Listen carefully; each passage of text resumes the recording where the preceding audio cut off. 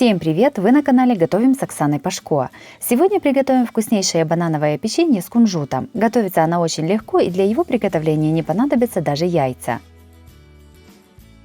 Подписывайтесь на мой канал и узнавайте еще больше вкусных и простых рецептов. В миску кладем один банан, очищенный от кожуры, и разминаем его вилкой до однородной кашицы. Банан желательно брать более спелый. К подготовленному банану насыпаем 80 грамм сахара, 2 столовые ложки сметаны любой жирности и наливаем 80 мл растительного масла без запаха. Все перемешиваем до однородности. В эту массу насыпаем примерно половину муки и 1 чайную ложку разрыхлителя с горкой. Все перемешиваем. Затем насыпаем остальную часть муки. Всего понадобится 300 грамм муки. Еще больше разных вкусных рецептов печенья смотрите в моем плейлисте по ссылке на экране или в описании под видео. Перемешиваем тесто до однородного состояния. Тесто должно получиться мягким и хорошо держать форму. Из готового теста сразу же формируем небольшие шарики примерно одинакового размера. Размер каждого шарика чуть меньше грецкого ореха. Каждый шарик теста немного приплюскиваем руками.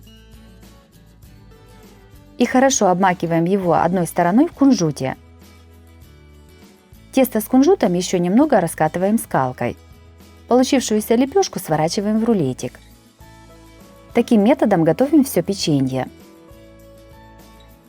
Готовые рулетики выкладываем на противень, застеленный пергаментной бумагой. Из этого количества теста у меня получился целый противень печенья. Все ставим в духовку разогретую до 180 градусов, запекаем приблизительно 20-25 минут. Ориентируйтесь по своей духовке и по толщине приготовленного печенья. Банановое печенье с кунжутом получилось очень вкусное, сверху хрустящее, а в середине мягкое. Легкий ненавязчивый аромат банана придает этому печенью особенный вкус.